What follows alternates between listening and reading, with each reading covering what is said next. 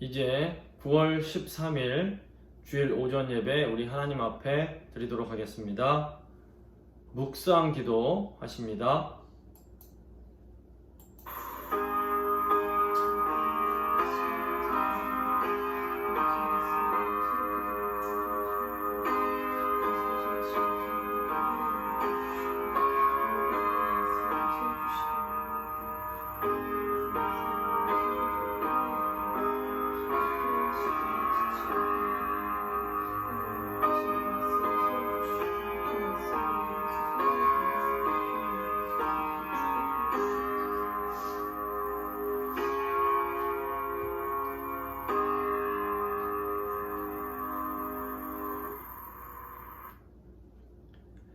만복의 근원이 되시는 거룩하신 삼위일체 하나님, 우리를 하나님의 복을 받는 이 자리로 불러주신 그 큰 은혜에 감사드립니다.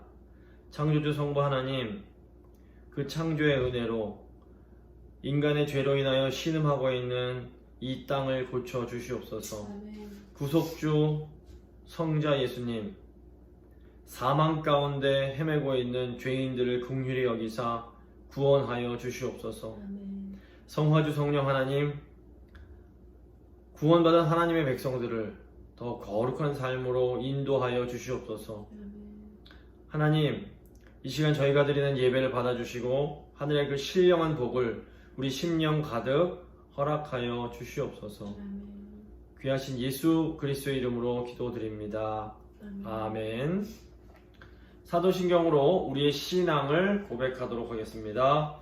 나는 전능하신 아버지 하나님, 천지의 창조주를 믿습니다.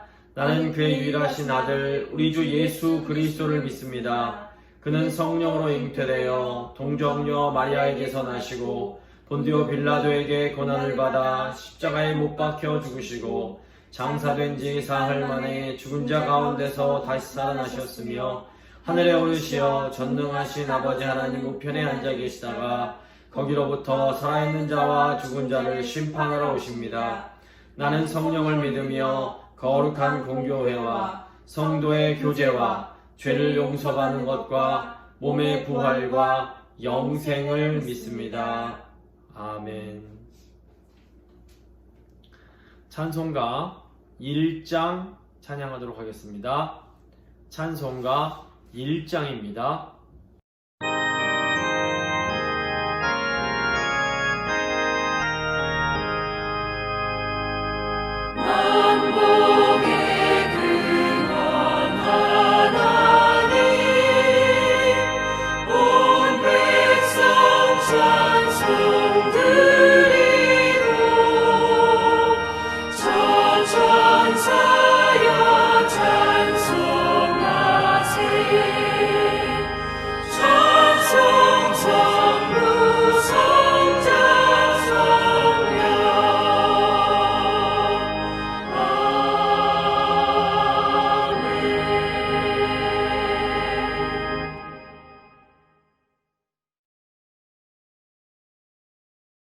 교독문 72번 함께 교독하도록 하겠습니다.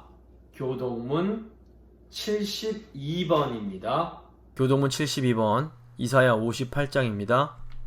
내가 기뻐하는 금식은 흉악의 결박을 풀어주며 멍에의 줄을 끌어주며 압제당하는 자를 자유하게 하며 모든 멍에를 꺾는 것이 아니겠느냐. 또 줄인 자에게 내 양식을 나누어 주며 유리하는 빈민을 집에 들이며 헐벗은 자를 보면 입히며 또 내 곤욕을 피하여 스스로 숨지 아니하는 것이 아니하겠느냐. 그리하면 내 빛이 새벽같이 비칠 것이며 내 치유가 급속할 것이며 내 공의가 내 앞에 행하고 여호와의 영광이 내 뒤에 호위하리니 내가 부를 때에는 나 여호와가 응답하겠고 내가 부르짖을 때에는 내가 여기 있다 하리라. 만일 내가 너희 중에서 멍에와 손가락질과 허망한 말을 제하여 버리고 줄인 자에게 내 심정이 동하며 괴로워하는 자의 심정을 만족하게 하면 내 빛이 흑암 중에서 떠올라 내 어둠이 낮과 같이 될 것이며 여호와가 너를 항상 인도하여 메마른 곳에서도 내 영혼을 만족하게 하며 내 뼈를 견고하게 하리니 너는 물된 동상 같겠고 물이 끊어지지 아니하는 샘 같을 것이라. 아멘.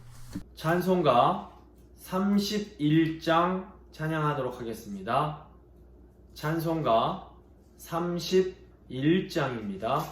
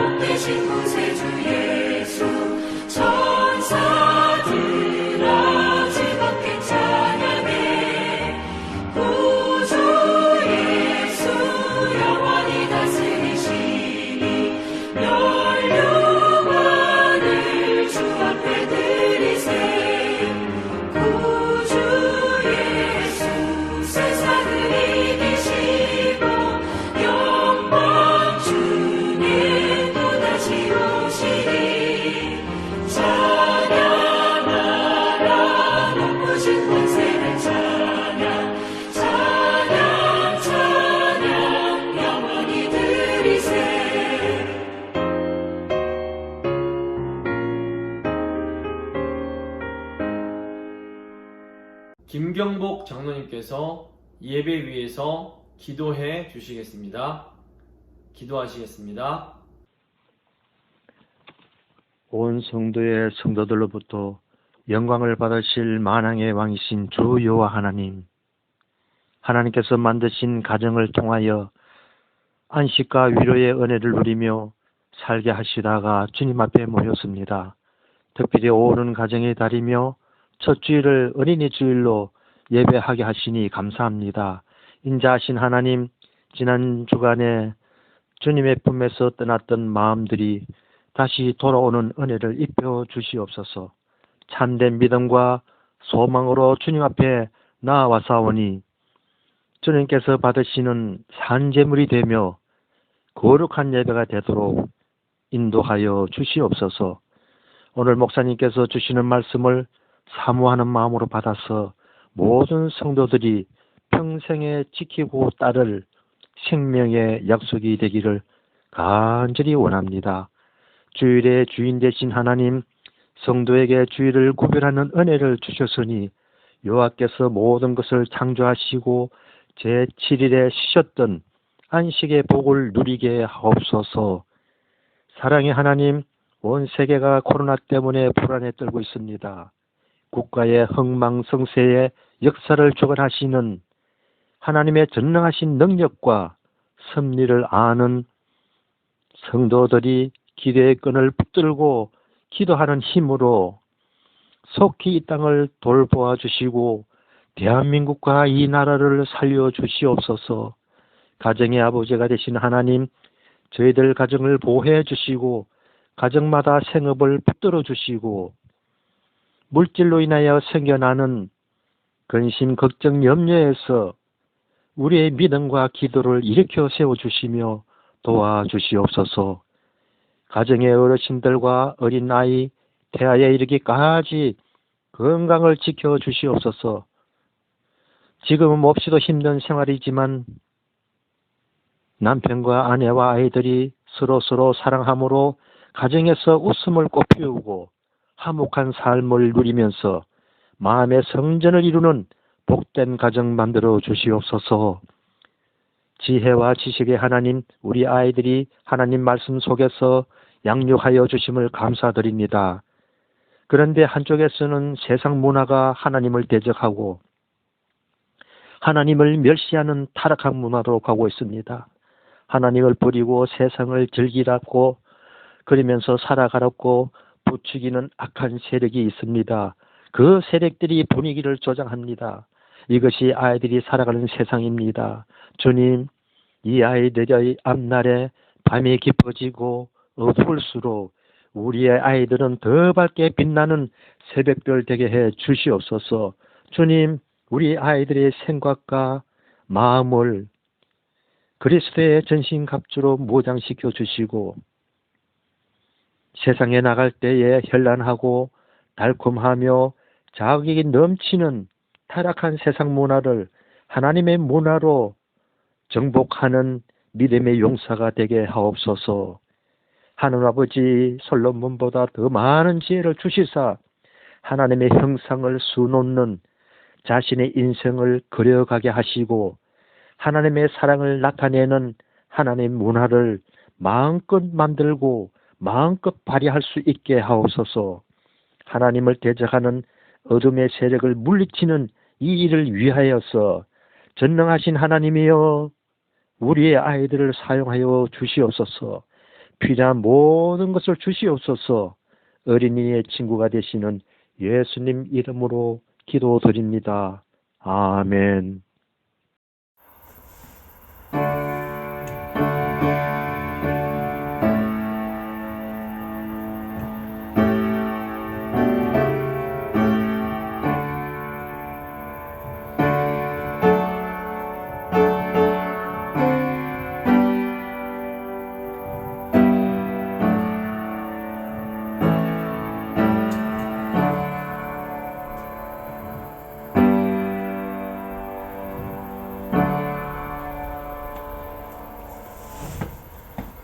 오늘 주신 하나님 말씀은 갈라디아서 4장 1절부터 7절까지의 말씀입니다.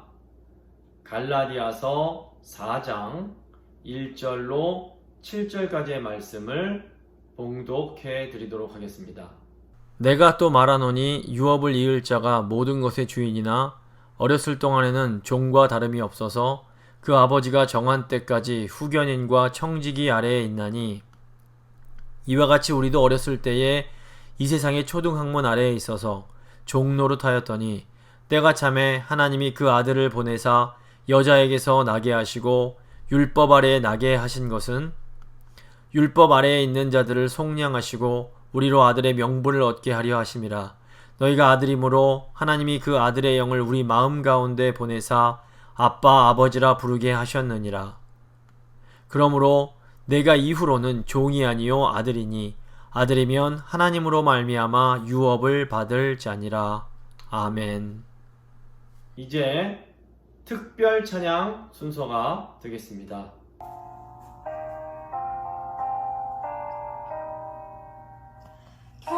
겸손히 주를 섬길 때 외로운 일이 많으나 구주여 내게 힘주사 잘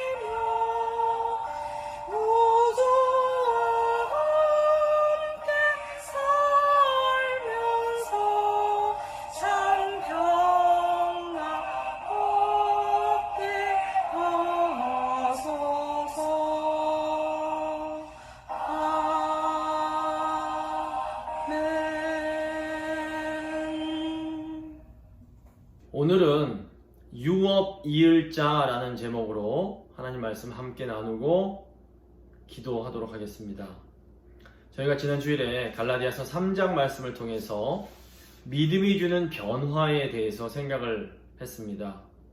믿음이 우리에게 주는 중요한 변화 중 하나가 우리가 믿음 안에서 아브라함의 자손이 되어서 오늘 본문에 나오는 것처럼 아브라함의 유업을 이을 자가 되는 것입니다. 유업을 이을 자라는 말은 이 유산 상속자를 말합니다. 믿음이 있는 우리가 아브라함으로부터 상속받은 유산이 무엇입니까? 아브라함의 유산은 하나님께서 아브라함에게 주신 약속을 의미합니다. 창세기를 보시면 하나님은 아브라함에게 땅과 자손을 약속해 주십니다.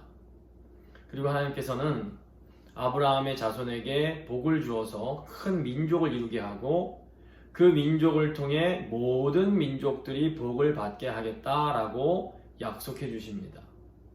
그러니까 한마디로 아브라함이 받은 약속은 모든 민족을 축복하는 하나님 나라에 대한 약속이었습니다. 우리가 믿음 안에서 물려받게 된 유산이 바로 모든 민족을 축복하는, 열방을 축복하는 하나님 나라에 대한 약속입니다. 구약시대에도 이 아브라함의 약속은 아브라함의 육신적 후손들인 이스라엘 백성들을 통해서 이루어집니다. 이스라엘 백성들이 출애굽을 한 후에 약속의 땅 가나안에 들어가서 나라를 세우고 다윗을 이스라엘의 왕으로 세움으로써 이 자손과 땅을 주시고 또 강대한 나라가 되게 하겠다라는 이 하나님의 약속이 이루어지게 됩니다. 이제 하나님 나라인 이스라엘은 하나님 말씀에 순종함으로 하나님이 주시는 복을 누리면서 모든 민족을 축복하는 이 하나님 나라의 사명을 잘 감당하기만 하면 되는 겁니다. 하지만 이스라엘은 첫 인류인 아담과 하와가 했던 잘못을 똑같이 반복합니다. 아담과 하와는 하나님께 복을 받아서 하나님이 주신 그 동산에서 하나님의 뜻을 이루면서 살면 되었지만 하나님께 불순종함으로 하나님께서 주신 땅에서 쫓겨나게 됩니다.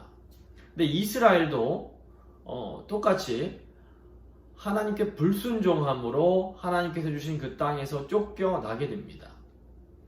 은혜의 하나님께서는 범죄한 아담과 하와에게 그들을 구원할 여인의 후손을 약속해 주십니다. 그런데 하나님께서 범죄한 이스라엘에게도 똑같이 그들을 구원할 메시아를 약속해 주십니다. 하나님께서는 선지자들을 통해서 이 메시아는 다윗의 후손으로 오셔서 하나님 나라의 약속을 성취하실 것이다 라고 예언하게 하십니다. 그리고 지금부터 약 2000년 전에 신약 시대가 되면서 예수님께서 실제로 이 땅에 오십니다. 예수님은 하나님께서 아담과 하와에게 약속하셨던 그 여인의 후손이시자 아브라함에게 약속하셨던 아브라함의 자손이시자 또 구약 선지자들이 예언했던 바로 그 다윗의 자손이셨습니다. 예수님께서 십자가 대속을 통해서 구약 성경이 예언했던 모든 약속을 완전하게 성취해 주십니다. 사도 바울은 예수님께서 구약 성경이 약속했던 바로 그 메시아 그리스도이심을 믿는 사람들이야말로 진정한 아브라함의 자손이다 라고 말을 합니다. 유대인들은 혈통적으로 아브라함의 후손인 자기들이 아브라함의 유산에 대한 상속자라고 생각을 했습니다. 하지만 바울은 아브라함과 동일한 믿음을 가짐으로 하나님 앞에서 의롭다고 인정을 받은 그리스도인들이야말로 진정한 아브라함의 후손으로 아브라함의 유산을 상속받는다 라고 말을 합니다. 예수님이 그리스도이심을 믿는 우리들이야말로 진정한 아브라함의 후손들입니다. 이것은 혈통적인 후손들인 유대인들이 아니라 믿음의 후손인 우리가 아브라함의 유산을 상속받는 상속자들임을 의미합니다. 아브라함의 유산, 즉 우리가 이어받을 아브라함의 유업은 모든 민족을 축복하는 하나님 나라에 대한 약속입니다.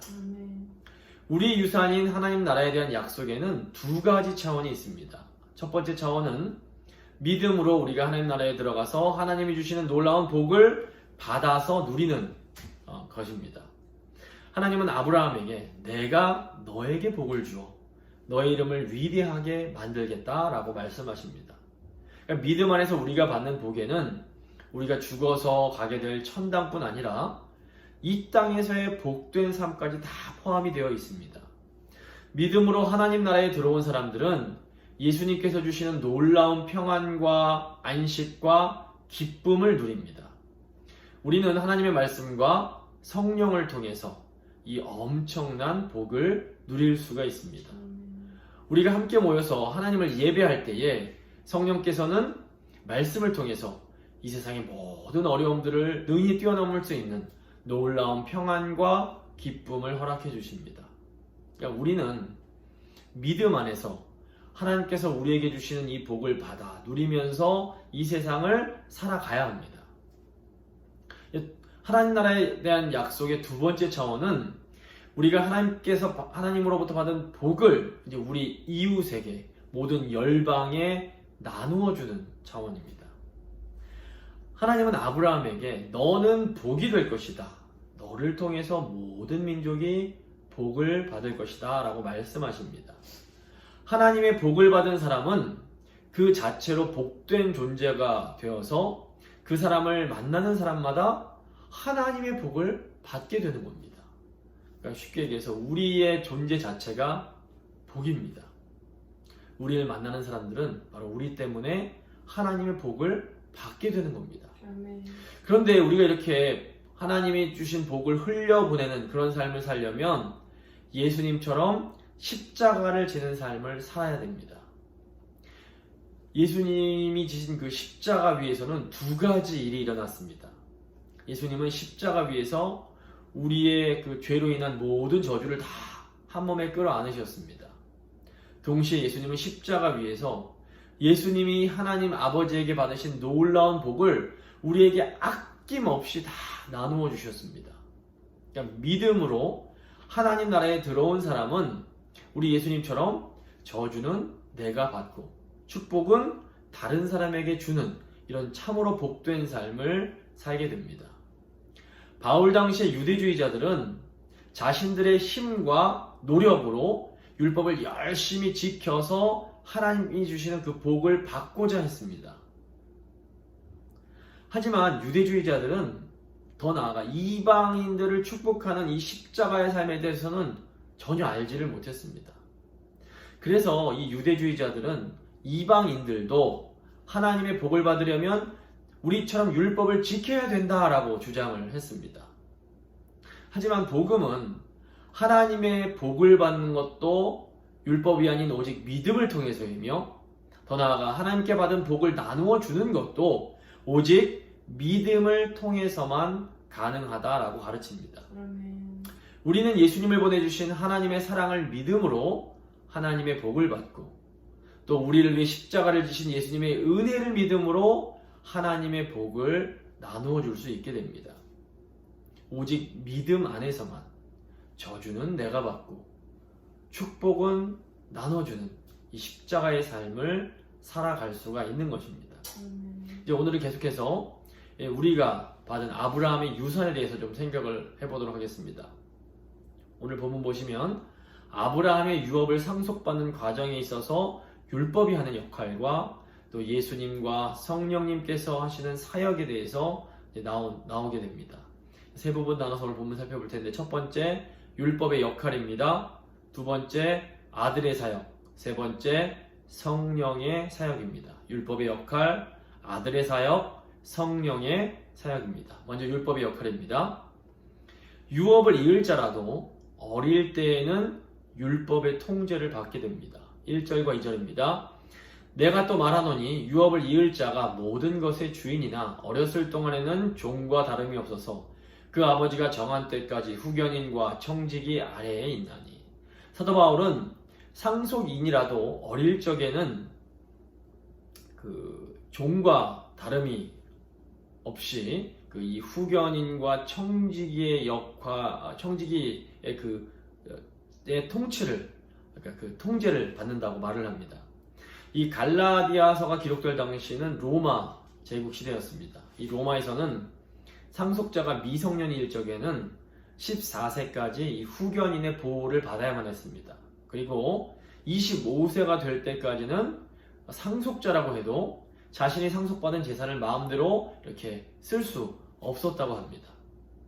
지금 바울이 후견인과 청지기에 대해서 말하는 것은 아브라함의 유업의 상속자인 그리스도인들도 이렇게 후견인의 통치를 받던 시기가 있음을 말하고 싶기 때문입니다. 3절입니다. 이와 같이 우리도 어렸을 때에 이 세상의 초등학문 아래에 있어서 종노릇하였더니, 우리가 어렸을 때에 라는 표현은 우리가 믿음으로 예수 그리스도를 받아들이기 이전의 상태를 말한다고 볼 수 있습니다.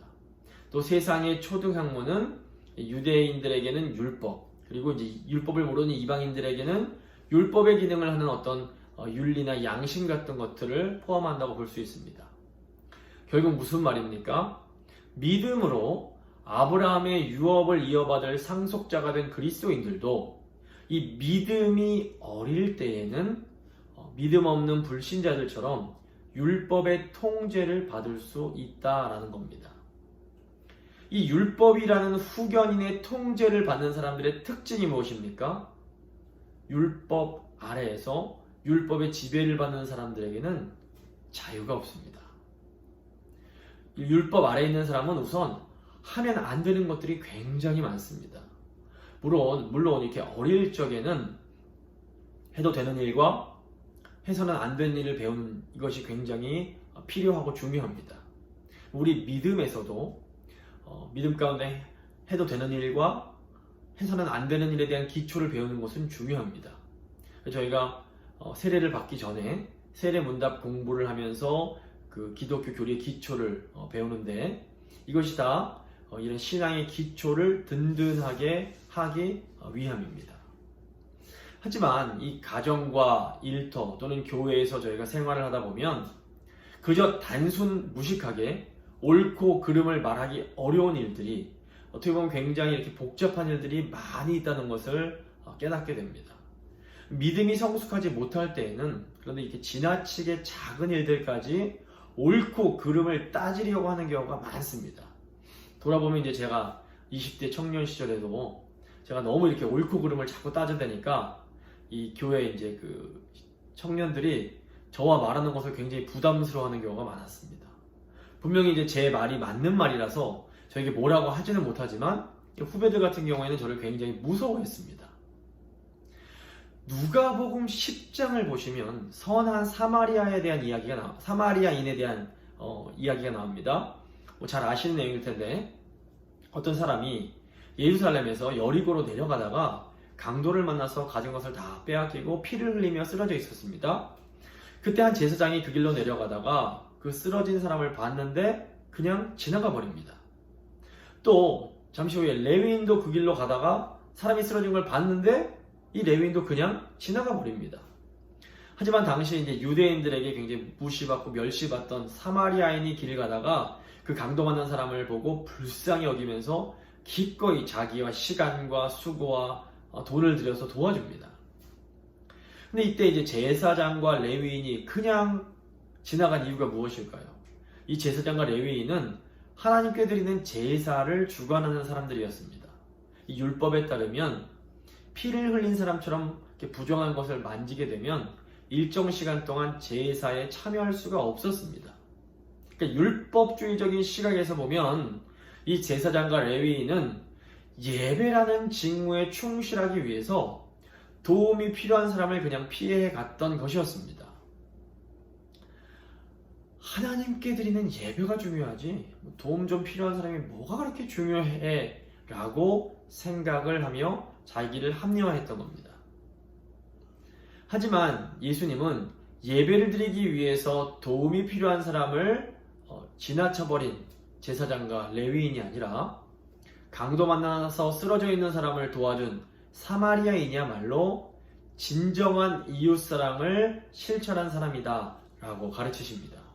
제가 이 사마리아인의 비유를 현대적으로 각색을 좀 해보겠습니다. 어떤 직분자 가정이 어려운 일을 당해서 힘들어하면서 주일에 교회를 나오질 못했습니다. 이때 목사님이 그 가정이 교회에 나오지 못한 걸 보고 어떻게 직분자가 주일 성수를 하지 않을 수 있냐고 하면서 이 마음속에 정죄하는 마음을 갖게 됩니다. 또 그 교회 장로님은 그 가정의 자녀들이 짧은 옷을 입고 교회에 나온 것을 보면서 어떻게 직분자의 자녀들이 저렇게 옷차림이 단정하지 못하냐고 하면서 못마땅한 생각을 합니다. 근데 이제 어떤 집사님은 그 가정이 나오지 못한 걸 보고 그 가정에 무슨 일이 있는지 걱정이 돼서 전화를 합니다. 전화를 받지 않으니까 주일 예배를 마치고 음식을 들고 그 가정을 방문을 합니다. 율법주의적인 시각에서 보면 목사님과 장로님의 생각이 완전히 틀린 것은 아닐 수 있습니다. 하지만 예수님께서 보실 때에는 이런 태도는 율법 아래에 있는 율법의 통제를 받는 종의 모습인 겁니다. 우리가 율법적으로 옳고 그름은 분명히 존재합니다. 하지만 어떤 사람의 상황에 대한 신중한 고려 없이 외적인 옳고 그름만을 따지려고 하는 사람은 아직 율법이라는 후견인의 통제를 받고 있는, 말하자면 미성숙한 그런 그리스도인이라고 할 수 있습니다. 율법이라는 후견인의 통제에서 자유로워진 성숙한 신앙인은 형식적인 율법을 넘어 진정한 율법의 정신인 사랑을 실천합니다. 신앙이 성숙해질수록 자기에게는 엄격하지만 다른 성도들에 대해서는 한없이 따뜻하고 관대한 사랑을 베풀게 됩니다. 우리가 다 이렇게 성숙한 대로 좀 나아갈 수 있으면 좋을 것 같습니다. 두 번째, 아들의 사역입니다. 예수님은 유업을 이을 자를 율법으로부터 자유케 하십니다. 4절과 5절입니다. 때가 차매 하나님이 그 아들을 보내사 여자에게서 나게 하시고 율법 아래에 나게 하신 것은 율법 아래에 있는 자들을 속량하시고 우리로 아들의 명분을 얻게 하려 하심이라. 바울은 미성년 상속인은 마치 종과 같아서 율법이라는 후견인의 통제를 받는다라고 말을 합니다. 하지만 정해진 나이가 되면 이 후견인과 청지기는 더 이상 상속자에게 통제권을 행사하지 못합니다. 나이가 어린 상속자는 때가 되면 자유를 얻게 되는 겁니다. 근데 하나님께서 어떻게 종과 같던 어린 상속자인 우리에게 이 자유를 주셨습니까? 하나님께서는 예수님을 보내주셔서 율법 아래에서 나게 하시고 성령의 십자가를 통해서 율법의 종과 같던 우리에게 아들의 명분을 얻게 하십니다. 아들의 명분을 얻는다라는 것은 참 상속인이 되는 것을 의미합니다. 이 로마 시대에는 아이가 없던 부자가 자기가 데리고 있던 종들 중 하나를 양자로 삼아서 자신의 전 재산을 물려주곤 했습니다. 이 아들의 명분을 얻는 순간 종은 더 이상 종이 아닌 아들로서 아버지가 소유한 모든 재산과 법적 지위를 유산으로 물려받게 되는 특권을 갖게 됩니다. 바울은 예수님이 십자가에서 죽으신 사건을 통해서 죄와 율법의 종이었던 우리가 하나님의 자녀가 되는 특권을 얻었다라고 말을 합니다. 이게 결국 무슨 말입니까? 예수님의 십자가로 하나님의 자녀가 된 우리는 더 이상 종처럼, 노예처럼 이 율법의 통제를 받을 필요가 없다라는 것입니다.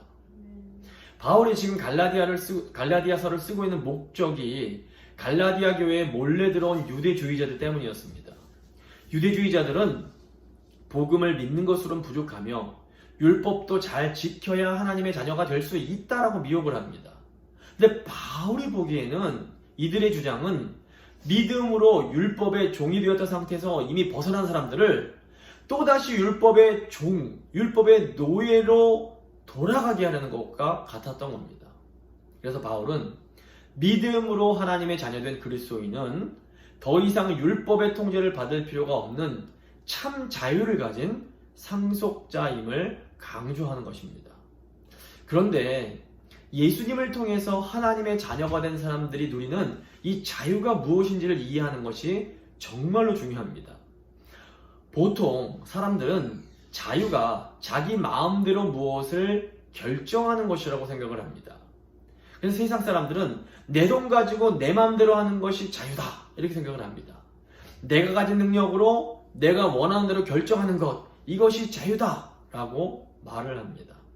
물론 일반적인 학문이나 어떤 철학적인 차원에서 말하는 자유의 개념은 이것이 옳을 수 있습니다.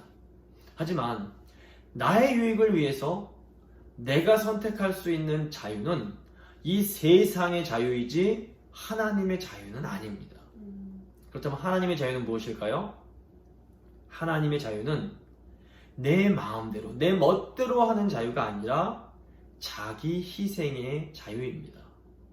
하나님의 자유는 낮아지고 자기를 희생할 수 있는 자유입니다. 이런 의미에서 죽음에 이르는 십자가 희생은 진정한 하나님의 자유를 보여주는 사건이었습니다. 예수는 인간을 구원하고 죄를 지은 인간이 져야 할 저주, 사망, 고통을 스스로 짊어지기 위해서 인간이 되신 이것이 바로 하나님의 자유였던 겁니다.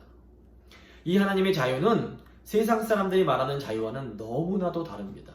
그래서 이 복음의 은혜를 모르는 사람들은 이 하나님의 자유를 이해하지 못합니다. 하지만 십자가에서 드러난 하나님의 사랑을 이해하는 사람은 이 자유가 무엇인지를 깨닫게 됩니다. 요한복음 3장 16절 보시면 하나님이 세상을 이처럼 사랑하사 독생자를 주셨으니 이는 그를 믿는 자마다 멸망하지 않고 영생을 얻게 하려 하심이라 라고 말씀합니다. 예수님이 율법 아래에 나시고 속량의 십자가를 지신 것은 우리가 받아야 할 멸망은 자기 것으로 삼으시고 하나님의 그 영생은 우리 것으로 바꿔주시기 위해서였습니다.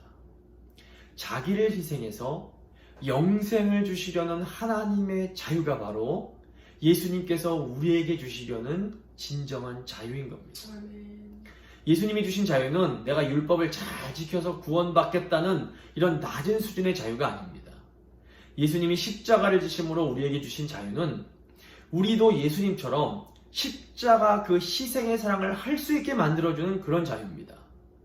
주님이 십자가를 통해서 우리에게 주신 자유는 저주와 멸망은 내가 갖고 축복과 영생은 당신에게 드리겠다는 이 자기 희생을 향한 자유입니다.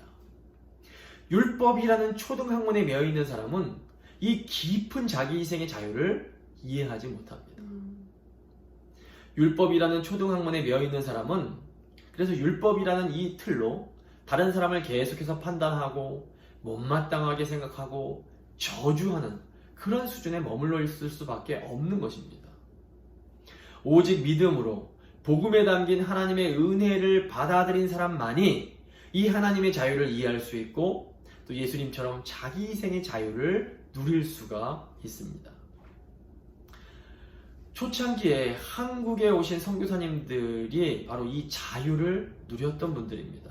제가 글을 읽어보니까 이 조선시대에 우리나라에 오신 선교사님들 중에서 미국이나 영국에서 정말 명문대를 수석으로 졸업하고 세상적인 성공을 보장받는 아주 전도 유명한 분들이 많이 계셨습니다. 그런데 그분들이 이런 세상적 출세와 성공을 기꺼이 다 포기하고 찢어지도록 가난한 나라인 조선으로 달려오셨습니다.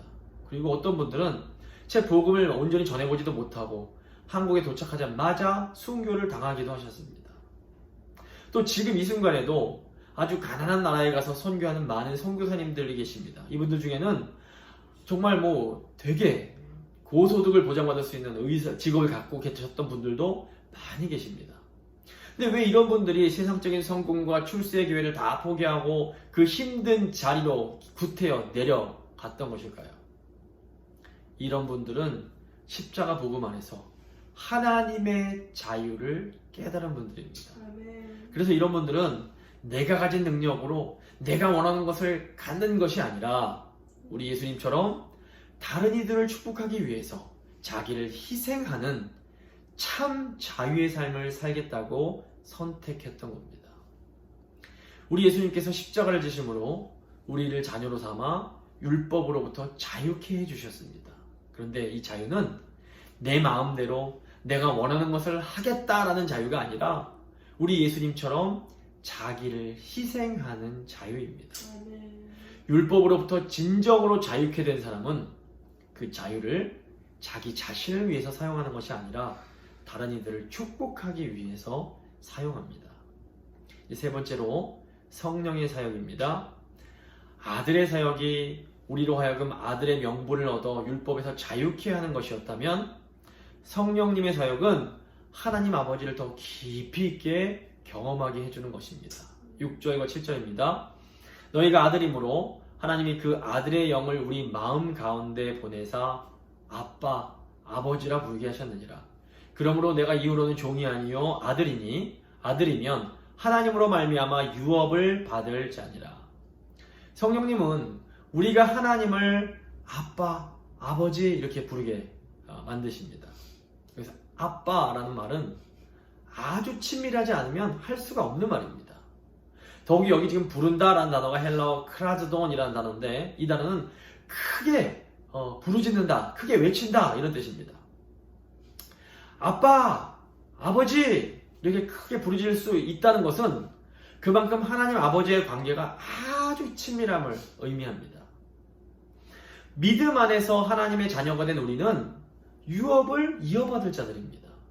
아브라함의 유산의 상속자인 우리는 하나님께서 아브라함에게 약속하셨던 그 약속을 고스란히 이어받았습니다. 이제 자녀인 우리는 예수님의 십자가를 통해서 하나님 아버지가 주시는 이 풍성한 복을 받아 누리게 됩니다. 또한 우리는 예수님의 십자가를 통해서 율법의 그 속박에서 벗어나 참 자유를 누리게 됩니다. 그런데 이 자유는 세상처럼 내 멋대로 하는 자유가 아니라 하나님의 자유입니다.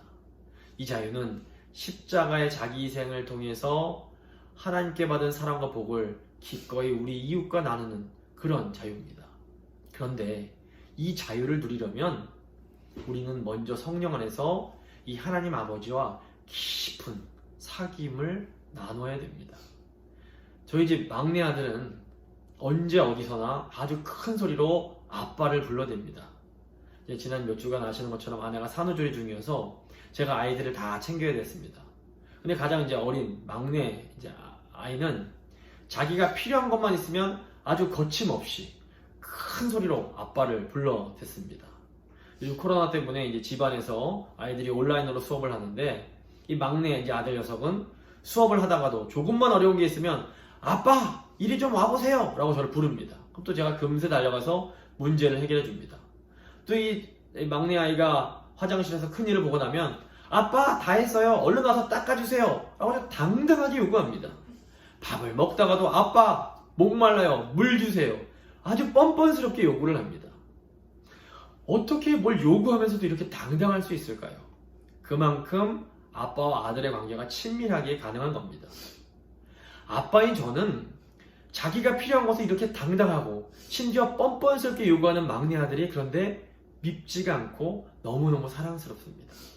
그런데 우리 성령님께서 나와 하나님 아버지의 관계를 이렇게 친밀하게 만들어 주십니다. 성령 안에서는 우리가 하나님 아버지와 아주 친밀한 관계를 누리면서 언제라도 하나님을 아버지 저 이게 필요해요 아버지 아빠 저 좀 도와주세요 이렇게 기도할 수 있는 겁니다. 우리 하나님 아버지는 우리가 하나님을 아빠 아버지 이렇게 부르면서 당당하게 필요한 것을 요구하는 우리를 보시면서 너무너무 기뻐해 주십니다. 성령 안에서 이렇게 자주자주 아빠, 아버지 부르시면서 기도하심으로 이 하나님의 자녀의 특권을 많이 누리실 수 있게 되기를 간절히 바랍니다. 말씀 마무리 짓겠습니다. 유업을 이을 자라도 이 믿음이 어릴 때에는 율법의 통제를 받을 수 있습니다. 율법의 통제를 받을 때에는 율법주의자들처럼 자꾸 이렇게 율법의 기준에서 사람들을 비판하고 판단하게 됩니다. 근데 예수님께서 십자가를 통해서 우리를 율법으로부터 자유케 해주셨습니다. 근데 이 자유는 세상적인 자유가 아니라 예수님처럼 자기를 기꺼이 희생할 수 있는 그런 자유입니다. 이 자유를 온전히 누리려면 우리는 성령 안에서 하나님 아버지와 친밀한 관계를 계속해서 누려야 됩니다. 성령 안에서 늘 친밀한 기도를 하심으로 참 자유를 누리는 우리 모두가 될 수 있기를 간절히 사모합니다. 이제 잠시 믿음의 기도 드리시도록 하겠습니다.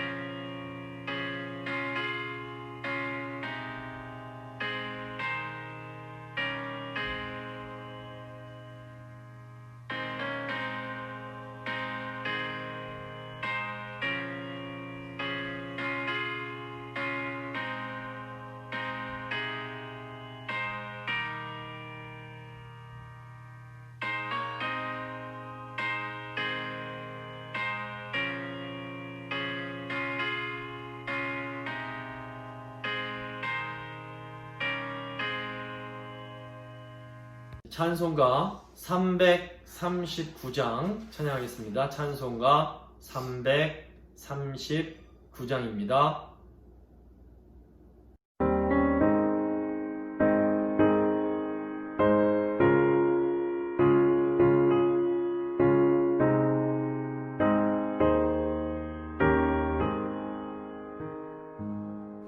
내 주님 지신 십자가 우리는 언제나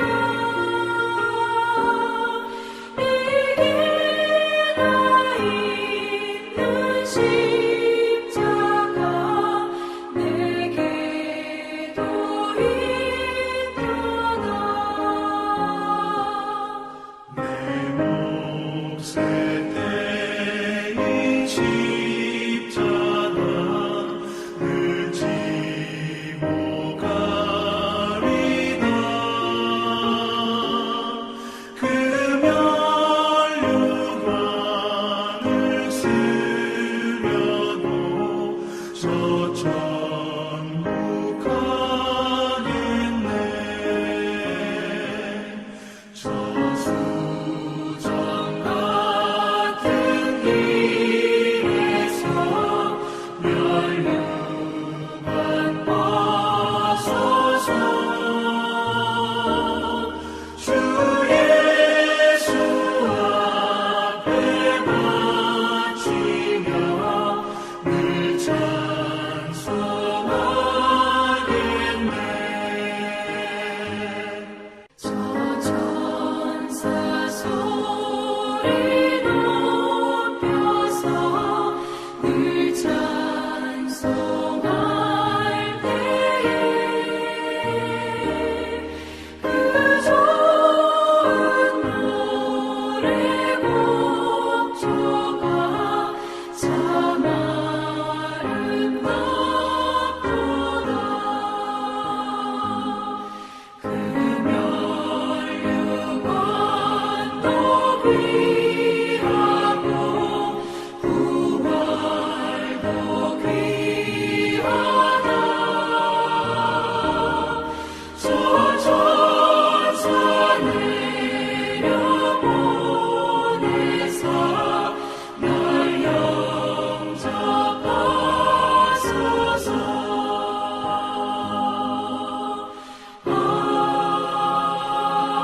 아멘. 기도하시겠습니다.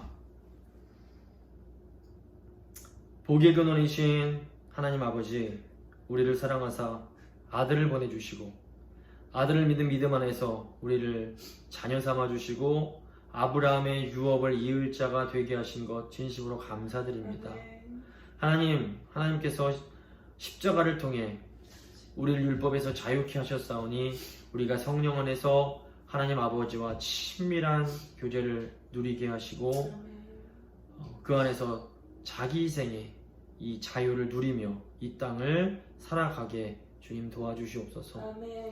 하나님 그 사랑과 예수님의 그 큰 은혜에 감사하며 모아둔 예물을 아버지께 드립니다. 주님, 이 예물을 받아주시고 이 예물이 사용되어지는 곳마다 하나님의 나라가 임하게 하시고 하나님의 영광이 나타나게 하여 주시옵소서. 코로나 상황 속에서 경제적으로 또 정신적으로 고통을 겪는 많은 분들이 계십니다. 주님 긍휼히 여기시고 성령님 역사하사 그 마음 위로하시고 새 힘을 더하여 주시옵소서. 저희 귀한 성도님들 한 분 한 분 주님 눈동자처럼 지켜주시고 늘 성령으로 충만함으로 성령 안에서 아빠 아버지 기도함으로 하나님 주시는 참 위로와 안식과 도우심을 늘 경험하면서 살아갈 수 있도록 주여 늘 함께하여 주시옵소서. 감사드리며 귀하신 우리 주 예수 그리스도의 이름으로 기도드립니다. 아멘.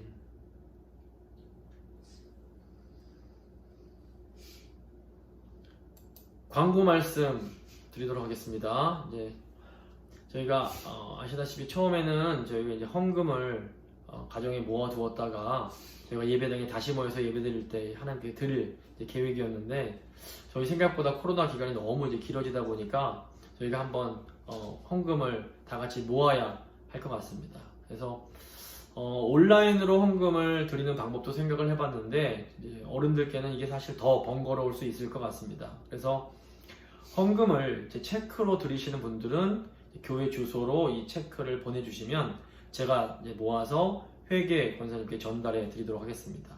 그리고 이제 만약에 헌금을 현금으로 드려야 되는 분들이 계시면 이제 저한테 따로 말씀을 해주시면 당회에서 장로님과 같이 제가 찾아뵙거나 어떤 대안을 마련을 하도록 하겠습니다. 그러니까 그렇게 아시고 기쁜 마음으로 참 어려운 시기지만 이렇게 좀 연보를 해주시기를 부탁을 드립니다. 그래서 이걸 통해서 이제 저희가 교회가 처음에 올해 초에 하기로 작정을 했던 선교 헌금도 모아서 좀 보내드리고 또 다른 일들도 좀 처리를 하려고 합니다. 그래서 그리 아시고 이제 모아두셨던 헌금 이렇게 십시일반으로 잘 모아주시기를 부탁을 드립니다. 저희가 목요일 저녁 8시에 온라인 모임을 진행하고 있습니다. 물론 저희가 실제로 얼굴과 얼굴을 맞대고 보는 것만큼은 아니지만 그래도 오랜만에 어른들 뵙고 이렇게 또 성도님들 뵈면 참 즐겁고 기쁜 시간이 되고 있습니다. 그래서 가급적이면 이 시간을 잘 떼어두셔서 함께 교제하고 찬양하고 기도하는 시간을 함께 가지면 좋을 것 같습니다. 이제 오늘의 말씀 요한복음 3장 16절입니다. 요한복음 3장 16절 말씀 저희가 함께 읽도록 하겠습니다. 하나님이 세상을 이처럼 사랑하사 독생자를 주셨으니 이는 그를 믿는 자마다 멸망하지 않고 영생을 얻게 하려 하심이라. 아멘. 이 찬송가 435장입니다. 찬송가 435장 찬양하겠습니다.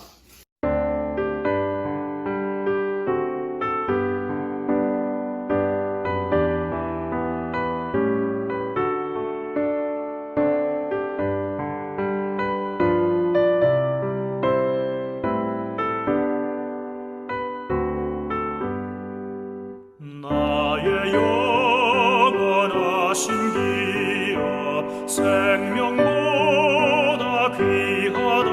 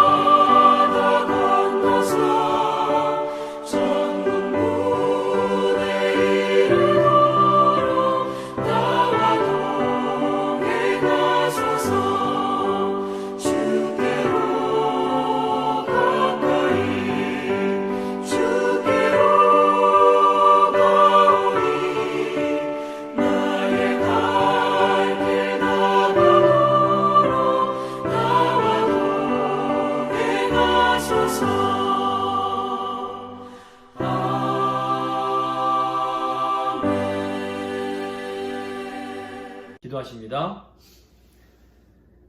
지금은 십자가를 지심으로 우리를 하나님의 자녀가 되게 하신 우리 주 예수 그리스도의 은혜와 우리에게 풍성한 복 주시기를 기뻐하시는 하나님 아버지의 그 크신 사랑과 우리가 하나님 아버지와 더 친밀한 교제를 할 수 있도록 도와주시는 성령님의 교통하심이 아브라함의 유업을 이을 자가 되어 자기를 희생하는 참 자유를 누리기를 소망하는 하나님의 자녀들과 그 가정과 그 일터와 교회와 이 세상 위에 지금부터 영원토록 함께 있을지어다. 아멘.